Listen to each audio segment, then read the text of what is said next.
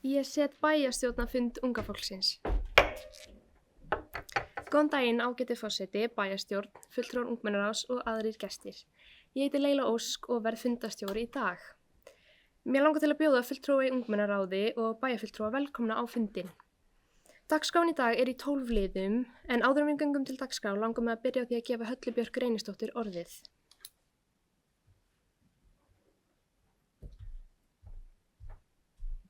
Fundastjóri, kæra ungmennaráð, verið hjartanlega velkomin. Þetta er árlegu fundur sem við höldum hérna saman og ég held að þetta sé svona sá fundur sem okkur hlakkar kannski mest til bæjarfulltrúana og við hefum núna skipt niður með okkur verkum þannig að við munum konar svona reyna að bregðast við þeim málum sem að þið teljið mikilvægast fyrir okkur sem veganesti og nú er akkurat kosningaár þannig að það er mikilvægt fyrir ykkur að koma ykkar framtíðarsýn á framfæri og ég bara óska ykkur góðs gengis og hlakka til að vera með ykkur á fundinum. Þá hefur Halla Björk lokið máli sínu og við göngum til dagskrár. Fyrsta mál á dagskrá er ungmennaráð, staða og hlutverk. Með máli fer Fríða Björk Tómasdóttir, fulltrúi ungmennaráðs.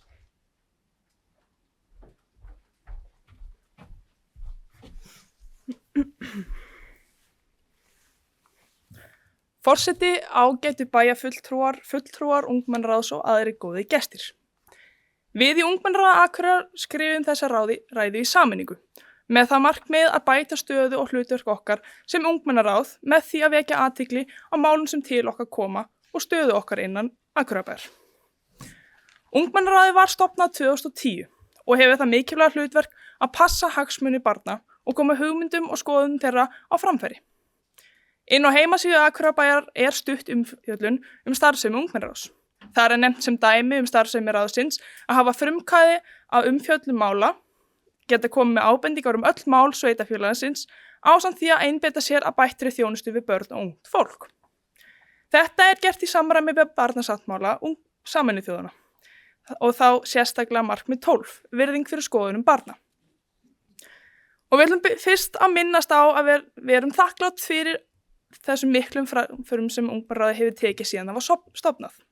Það er auðvitað ekki hægt að neita þeim framförum en það er nú alltaf pláss fyrir bætingar. Við upplifum ennþá að við séum að fá mál aðalega til upplýsinga eða mál sem er búið að afgreiða. Þar af leiðandi er erfitt fyrir okkur að koma ábendingar þau mál eins og við eigum rétt á að gera. Af því að ef þetta eru mál sem ykkur finnst þið þurfa að senda okkur eftir á, þá var þetta mál sem snerti börn til þess að byrja með. En einn á lykilþáttum barnvæns sveitarfélags er að öll börn eiga að fá eitthvað að segja öll þau mál sem varðar þau. Þrátt fyrir það voru keyrðar í gang breytingar á félagsmiðstöðum bæjarins án þess að hafa okkur með í umræðinu. Við fengum þá útskýringu okkur væri ekki treystandi fyrir upplýsingum eins og varðandi uppsagnir. En okkur finnst svo útskýring bara hreinlega ekki virka. Við erum bundin sömu trúnaðarskyldu eins og allir aðrir meðlimir bæjarráða. En síðan að ungmennaráð var stofnað hefur það verið kallað ungmennaráð. En þrátt fyrir það er ungmennaráð skráð sem vinnuhópur innan Akureyrarbæjar. En ungmennaráð fellur alls ekki undir skilgreiningu Akureyrarbæjar á vinnuhópum. Við skilum ekki inn erindisbréfi, við skilum ekki inn tímaáætlun hvenær við hefjum störf og hvenær við skilum á okkur og við fáum ekki borgað 2 ári heldur mánaðarlega. Okkur var sagt að við værum skráð sem vinnuhópur þar sem ekki er hægt að borga okkur eins og ráð. En við viljum vera skýr á því að við erum ekki að biðja launahækkun. Við erum einfaldlega bara að biðja það að vera viðurkennt ráð innan Akureyrarbæjar. En við í ungmennaráði leitumst alltaf eftir leiðin til að sinna starfi okkar sem best. Við viljum að börn í samfélaginu hafi sterka rödd til að tala fyrir þau og við viljum passa að hagsmuni þeirra séu í forgangi enda eru þau framtíðin okkar. En til að geta það þurfum við að fá að hafa áhrif á þau mál sem varðar börn og okkur þarf að vera treyst til að geta sinnt í starfi. En við hlökkum til að sjá ungmennaráð Akureyrarbæjar taka enn meiri framförum og við hlökkum til framtíðarverkefna. Takk fyrir okkur.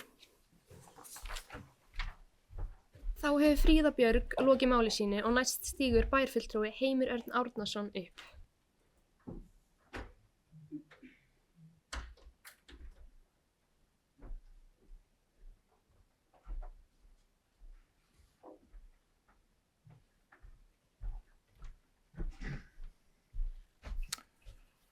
Forsetar, ungmennaráð og aðrir bæjarfulltrúar, þakka Fríðu fyrir afskaplega góða ræðu. Við höfum átt þessi samtölu áður og síðast kom ungmennaráðsfulltrúi Heimir hér upp, ég held að vera á síðasta ári. Og var að biðja launahækkun. Ég hef gaman að heyra, þetta góða tillögur að viðurkenna sem nefnd og koma með erindi fyrr.